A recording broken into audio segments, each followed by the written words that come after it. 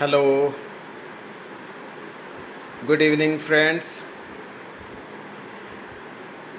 Those of you who are willing to be part of this episode of Satya Speak, I welcome you all.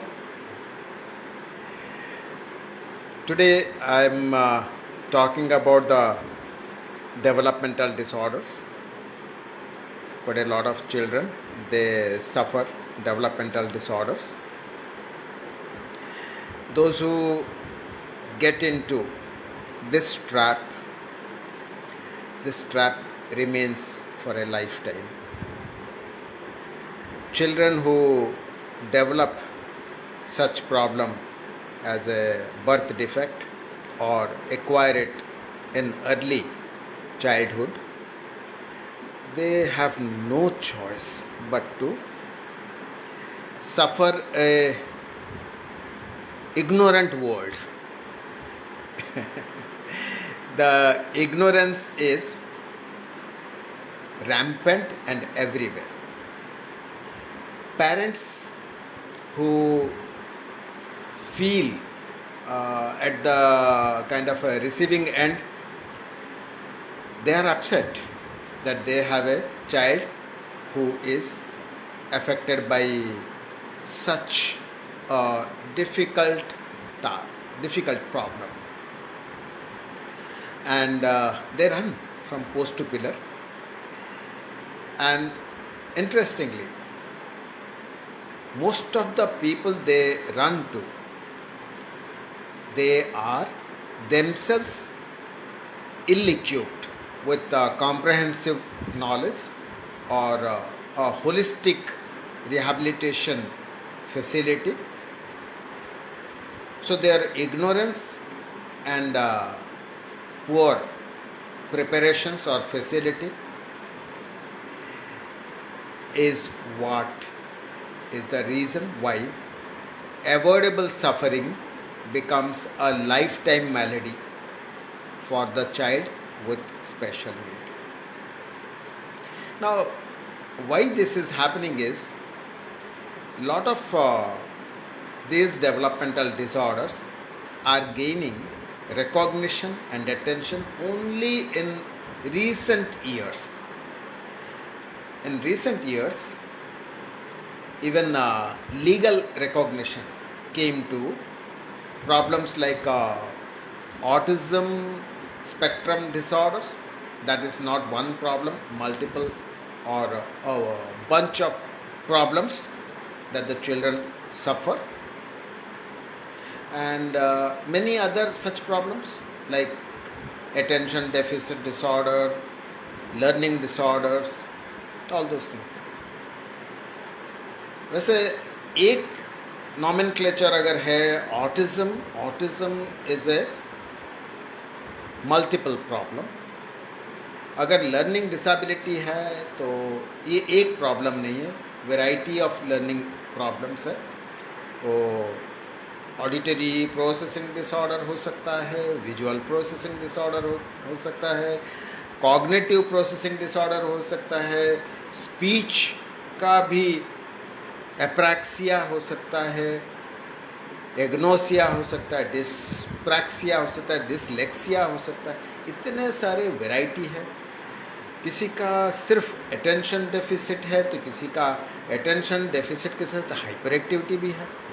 तो ये जो observable features है उसमें भी इतना सारा वैरायटी है, और जो ऑब्जर्वेबल नहीं है वो तो और भी पेचीदा है और भी डिफ़िकल्ट है. लोगों को समझ में नहीं आता है कि है क्या प्रॉब्लम, वजह क्या है, क्यों बच्चे को ये प्रॉब्लम हुआ है. ये कारण तो पता नहीं है, और जो लक्षण दिख रहा है उसके ऊपर ही बहस चल रहा है कि कौन इसको हैंडल करेगा. यानी इससे पहले जो होता था, किसी का पैदाइशी बहरापन है तो उसको डेफ स्कूल में डाल दिया जाता था. Deafness was understood as incurable, तो कोई school for the deaf children create करता था, तो वहाँ पे स्पेशल एजुकेटर्स जो कि ट्रेंड होते थे नॉन वर्बल डेफ चिल्ड्रन के साथ कम्युनिकेशन करने के लिए, उनका स्टैंडर्डाइज्ड साइन लैंग्वेज या रीडिंग राइटिंग इसके ऊपर ही फोकस किया जाता था। ऑरल या बोलना सुनना उनके लिए जैसे एक सपना हो जाता था। वैसे विजुअल हैंडीकैप जो बच्चे देख नहीं पाते थे जन्म से, तो उनके लिए स्पेशल स्कूल होता था। जो बच्चे इंटेलेक्चुअली डिसेबल्ड है, यानी उनका बुद्धि शक्ति का स्तर हम उम्र बच्चों से कम है, उनके लिए भी कुछ ऐसे ही स्कूल किया जाता था। तो वो स्कूल में भी स्पेशल एजुकेटर रहते थे जो कि इंटेलेक्चुअल डिसेबिलिटी में ट्रेंड है। यानी डिसेबिलिटी का हैंडलिंग कौन करेगा? एक टीचर करेगा, एक स्पेशल एजुकेटर करेगा। यही अप्रोच था।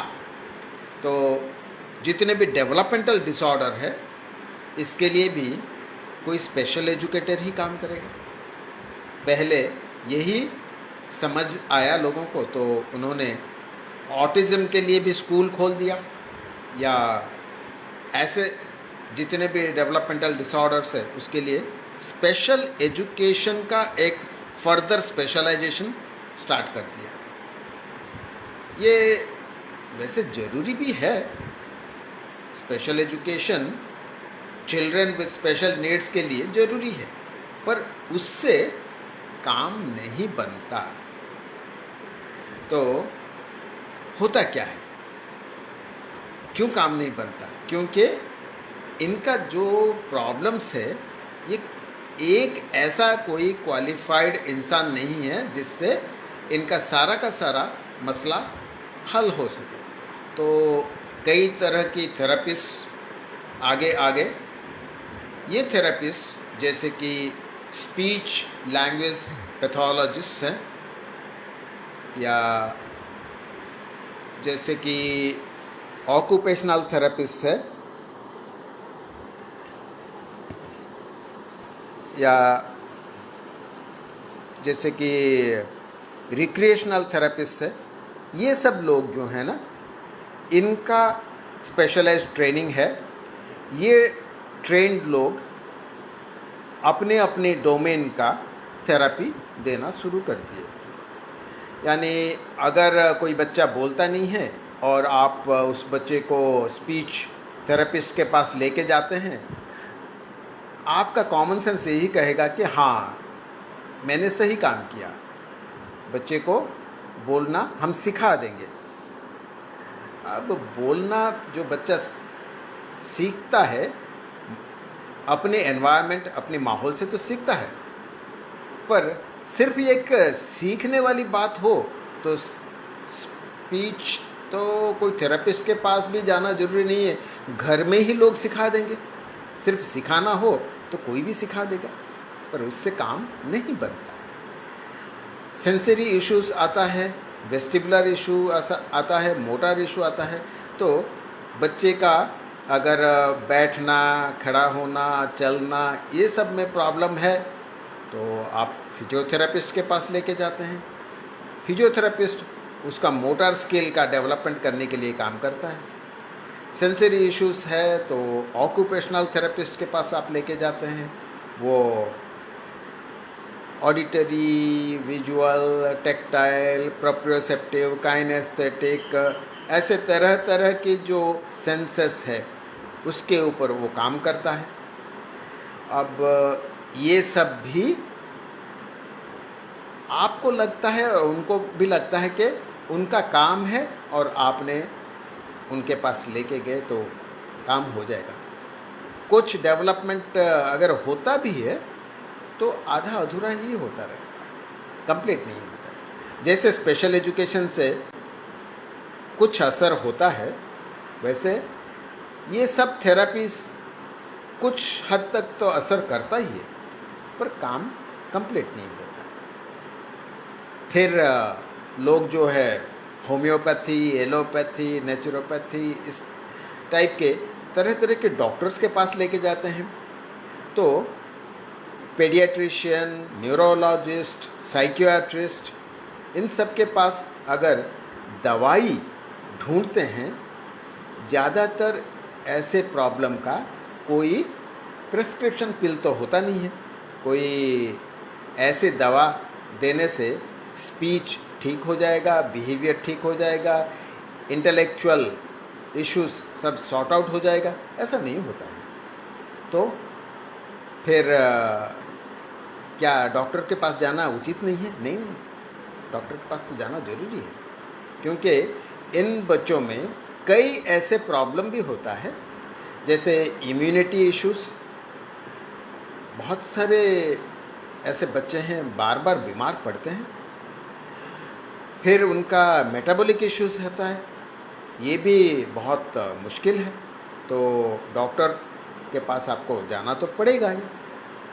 तो ये सब जो भी अदर इश्यूज है, मेडिकल कंडीशंस जो भी है, उसका तो डायग्नोसिस करना है, उसका इलाज करवाना जरूरी है। इनमें कुछ हद तक और भी रिसर्च करके लोगों ने पता लगाने की कोशिश किया कि कहीं जेनेटिक प्रॉब्लम तो नहीं है। तो स्टेम सेल थेरेपी का भी शुरू हो चुका है इलाज। स्टेम सेल थेरेपी कहाँ तक असर करता है, लोग जब पूछते हैं, पता चलता है कि वो स्टेम सेल ट्रीटमेंट के बाद फिर से वही सब थेरेपी भी लेना पड़ता है, यानी वो भी कंप्लीट सोल्यूशन नहीं है। तो पेरेंट कंफ्यूज रहते हैं कि उनका क्या रोल है, क्या वो कुछ नहीं कर सकते, वो सिर्फ दर्शक बन के रह जाएं? नहीं, पेरेंट का भी काफ़ी बड़ा रोल है, काफ़ी इम्पोर्टेंट रोल है। पेरेंटिंग या जो मदरिस, वो बहुत ही इम्पोर्टेंट है। हमें ये समझ लेना ज़रूरी है कि बच्चों को, हम उम्र बच्चों के साथ खेलना ज़रूरी है। परिवार के जो सदस्य हैं उनके साथ रहना, उनके साथ खेलना, उनसे बातचीत करने की या कम्युनिकेशन करने की जो तरीका है, सीखना ज़रूरी है। तो पेरेंट का भी खास रोल है। कुछ लोगों को लगता है कि ये पीयर इंटरेक्शन क्योंकि घर में नहीं होता है, अक्सर हर किसी का तो अभी एक या दो बच्चा ही होता है और हर कोई अपना दरवाज़ा बंद करके घर के अंदर रहता है, और वो तो कोविड की वजह से और भी ज़्यादा मुश्किल हो गया, घर के अंदर ही सब रहते हैं। तो वो नॉर्मल स्कूल में डाल देते हैं, नॉर्मल स्कूल में बाकी बच्चों का मेल मिलाप होगा। ये कुछ हद तक ज़रूरी है, पर ये भी प्रॉब्लम का हल नहीं है। यानी ये हर एक जो चीज़ है, वो स्पेशल एजुकेशन हो या वैरायटी ऑफ थेरेपी हो या सोशल स्किल हो या मेडिकल इंटरवेंशंस हो, ये सारे के सारे अपने आप में इम्पॉर्टेंट है, पर कोई भी एक ये प्रॉब्लम का पूरा हल नहीं बन सकता है। सो क्या करें, हमें समझना है। अगर किसी का कॉग्निटिव इशू है, यानी वो ध्यान नहीं देता है, याददाश्त कमज़ोर है, प्रॉब्लम उसको समझ में नहीं आता है, प्रॉब्लम सॉल्विंग नहीं कर पाता है, तो उसको सिर्फ एक स्कूल में आप डाल दो तो नहीं होगा ना। उसका तो शायद बिहेवियर मॉडिफिकेशन या साइकोथेरेपी, क्लिनिकल साइकोलॉजिस्ट का इंटरवेंशन ज़रूरी है। तो इस तरह ज़्यादातर जो बच्चे हैं जिनका डेवलपमेंटल डिसऑर्डर है, उनका एक टीम अप्रोच से ही काम होता है, और वो टीम भी जितना चाहिए बच्चे को, जो जो इश्यूज़ है उसको सॉर्ट आउट करने के लिए जो कुछ करना चाहिए वो मिलके अगर काम करते हैं, multi modal therapy and intensive holistic care अगर हम देते हैं तो बच्चे में बदलाव तो आता है, परिवर्तन आता है, धीरे धीरे होता है। ये लॉन्ग टर्म ट्रीटमेंट होने के वजह से लोग हिम्मत खो बैठते हैं। नहीं, हिम्मत नहीं खोना है। प्रॉब्लम क्योंकि ओवर द काउंटर प्रेस्क्रिप्शन पिल से काम नहीं होगा, सॉल्व नहीं होगा। मल्टी मोडल थेरेपी यानी बहुत सारे स्किल वाले लोग इकट्ठा होके बच्चे का एक के बाद दूसरा जो भी इश्यूज़ है उसको सॉर्ट आउट करने के लिए काम करना चाहिए। हमें सब मिल के इसको डील करना चाहिए।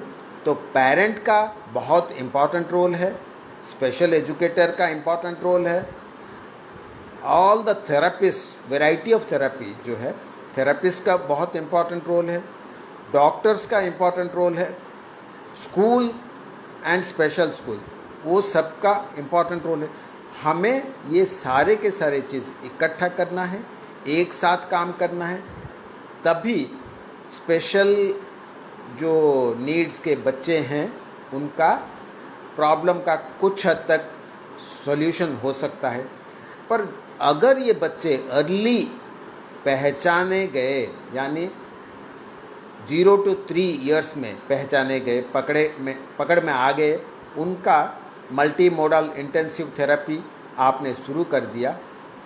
हमारा जो एक्सपीरियंस है, institute of health science Bhubaneswar में जो एक्सपीरियंस है, इनमें से ज़्यादातर बच्चे नियर नॉर्मल या completely normal functional skill develop कर लेते हैं और यहाँ से नॉर्मल होके डिस्चार्ज होते हैं। They drop the diagnosis and they become completely normal and join the mainstream schools as a normal child।